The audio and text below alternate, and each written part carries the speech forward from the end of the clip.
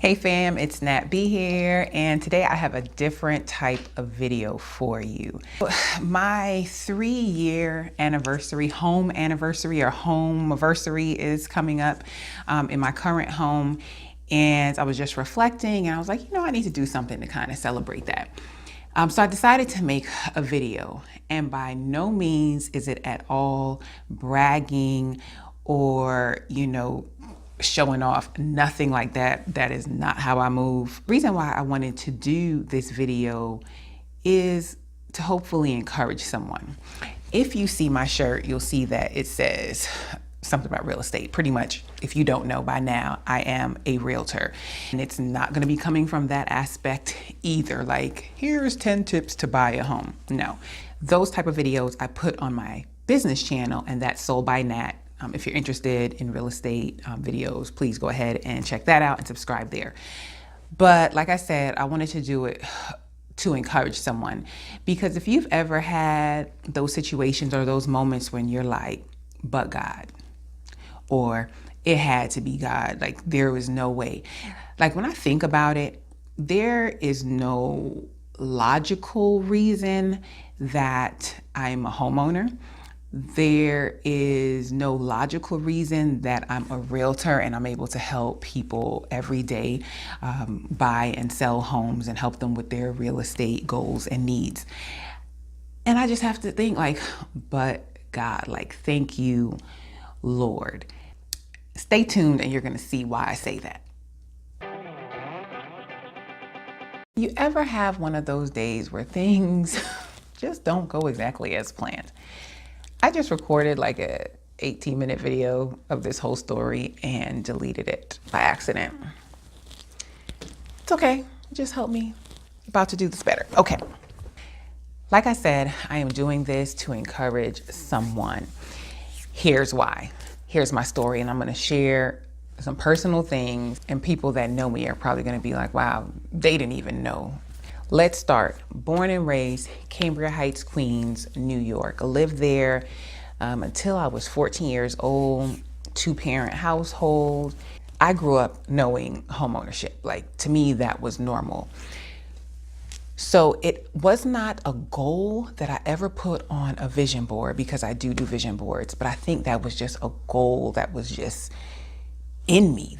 That was my level of normalcy, was being a homeowner. I knew my parents did it, the neighbors, that was just normal to me. At 14, my parents get divorced and I moved with my mom to Florida, Miramar, Florida. A lot of change during that time. I started to say, yeah, it was good. No, it's not good. When parents are divorced, that is a toll that it's taking on the children, the family. So I can't say things are good. Add on to that now, moving to a new state. So everything I've known is totally going to be different. I'm 14, so that's just a difficult time in a child's life. A lot of change is going on. And the biggest change was probably that I went from Catholic school to public school. Like, I went to a real Catholic school, like St. Clair's Catholic school in Rosedale, New York. We had layers to our uniform: stockings, tie, vest. Sometimes you had a sweater, skirt. It was a true Catholic school. We went to mass. I think there were still some nuns there when I was there, and it's still around today. And now I'm going to Perry Middle School. It's a public school. There was just so much going on there, but I digress. So I moved with my mom. She had a plan, and the plan did not work out. So we lived in that house in Florida for maybe about 3 years or so. But she ended up losing that house, lost it to foreclosure. It was myself and my mom. My sister had went off to college. Now, when she lost that house, I want to say by that time my sister is back home, because things didn't end up working out for her as she planned. So now my sister, my mom, and she had a baby. So now we have my nephew. So it's us 4. And we go to stay at one of my mom's friend's house on her screened-in porch with a galvanized roof. When water hits it, bing, bing, bing. Like, this living situation was far from comfortable but I was appreciative because we had some place to go. So now it's my mom, my sister, myself, my nephew living on her friend's back porch. I'm in high school. Can you imagine going through that? But I'm here today. What a testimony. So now we go from there and we get apartments, and we lived in apartments for several years. I can recall like 3 apartments. And now I'm 20. I have my first son, only son, but I have my first child. It's 5 of us now. Did that for a couple of years. Got into a place where my mom and my sister were like, we're gonna get a house. So they got a house. I went on the loan to help us get the house. I'm 21 at this point. Like, I know nothing about real estate. Like, I am still trying to figure out my life in many ways. Like, home ownership, paying for mortgage, that wasn't even on my radar. I know I'm going to work, I'm taking care of my son, I'm a single mom, and that didn't end up working out for them. And by the time I really found out about it, it was too late. So ended up doing a short sale on that house. So now I'm in my apartment, they have theirs, and that's how we're living at that point. So to point out, still very far from home ownership. Back in an apartment. My father passes in 2005, and thank God that his wife was such a stand-up woman that he had a house in St. Kitts, where my parents are from, and she sold the house and divvied it up among the kids. So it's just myself and my sister from my parents, and then I have step siblings. So she divvied it up among the kids. So I want to say that's how I got the down payment to be able to buy my first home. So fast forward there, my friends moved up to Georgia, and I came up with them to check on their houses, and they're like, Tasha, you should buy a house too. When I think about this just sounds crazy. Come to Georgia, like it, end up coming back again with my mom, and end up writing a contract on a house. I don't know. When I think about it, it's so crazy. Not to mention, I went to Rooms to Go right after that and bought some furniture. Okay, do you see? I am not the poster child for home ownership. By no means. Like, I have done it wrong. I've been in situations that have been wrong. And that's why I'm able, and it's such a blessing to be able to now be a full-time realtor, to now understand the process, to now understand what people go through, not just on a level of, oh, let me help you buy a home. I understand the levels to this. Like, I understand the emotional levels for that person, for their family. I just understand on a different type of level. So thank God. Like, sometimes I feel like I have responsibility to be in real estate with all these situations and all the experiences that I had. Like, okay, God, I hear you, I see you. Back to the story. So now I buy my first house, bought the house in 2006 while I'm still in Florida, moved to Georgia in 2007. Do you know what happened in 2008? The market crashed. So when I bought the home, at that time, they were just giving out homes to anybody. Anybody could buy a home. And I want to say either my realtor or the lender, which I've never heard from again, said, you can just refinance once you move. Just refinance and get the payment lowered. I had an adjustable rate mortgage. I had a balloon payment that was $30,000 when I went back and looked at this paperwork, because total honesty, I was just signing. Oh, I'm getting a house. Signed, did not know what I was signing, did not understand the process. So get this house and the market crashes. I cannot refinance because the market has crashed. 2, my job is like, I'm still trying to figure that dynamic out moving to Georgia. So that's not there. The income, what I was making, is not as much as it was. So I cannot refinance. I could have very well lost my house like a lot of people did during that time. By the grace of God, God worked it out through NACA. I went to NACA, and I know, there's ups and down reviews on that. NACA did come through for me on the selling side. So I was able to keep my house, live there for 10 or 11 years. And then my husband and I bought the house that you're gonna see in the video next. And that's where we're celebrating our 3-year anniversary. That's why I say I have to celebrate to see where I came from to where I am now. I say this is our dream home. Is this perfect? Did I get everything I wanted? I mean, I had to sacrifice on some things, but at the end of the day, like, I was living on somebody's back porch to now owning a home. Heck yeah, this is my dream home. Heck, any home is a dream home at this point, to have a roof over my head. Like, hopefully you get it and you understand. And for those of you that are wondering like how I ended up getting into real estate, I was very familiar with corporate America. And growing up, I was like, oh, I want to be in corporate America. I just thought it was, when I see it on TV, put on the suit. And after being in corporate America, I realized, this isn't it. This is not the place that I want to be for the rest of my life. And now, by that time, I have 2 kids. And I'm like, man, if I have another child, like, I cannot go back to work. Like, I need some flexibility. I need to be home or have that option. So in 2011, I got my real estate license. I was still working a full-time job. I did it part-time. 2013, I went full-time in real estate. I got pregnant with my last child, and basically after maternity leave, I said I wasn't coming back. I did not have a concrete plan. But I stepped out on a whole lot of faith, and it has worked out. It has not been easy by any means. It has been well worth it. God has always shown up, come through. Like, I've been blessed with a lot of referral clients. I've just been blessed. I've been in real estate now 8 years. So yeah, that's how I got into real estate. And hopefully you got something from me sharing today. Just know that if where you are now is not where you want to be, you can change it. Things can change. Be encouraged. Have faith.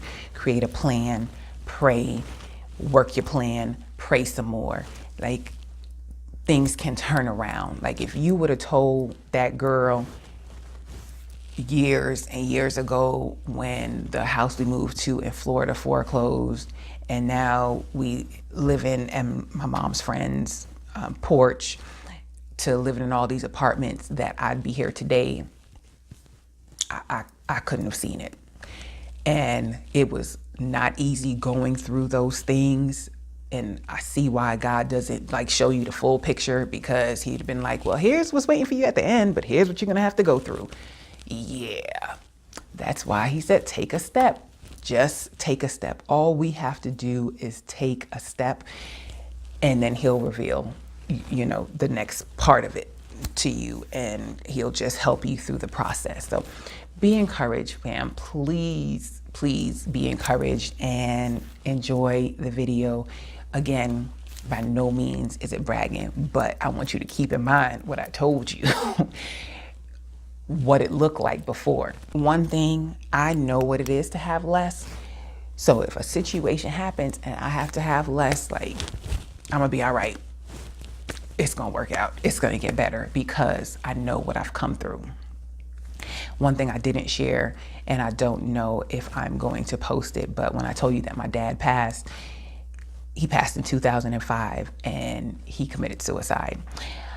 That is not something that I have been comfortable with even verbalizing.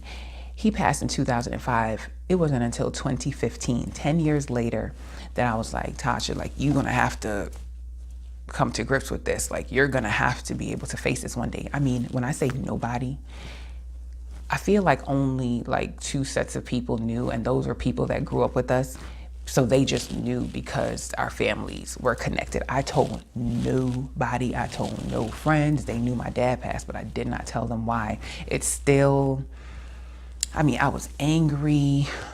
I'm now at a point where I can say it. I'm not blasting it from the rooftops, and I'm not an advocate. I don't know if I don't know how you ever just really be okay with that. It's gonna be for a whole another day. But yeah, I don't know why I said it. I shared it, I put it out there. Now you know.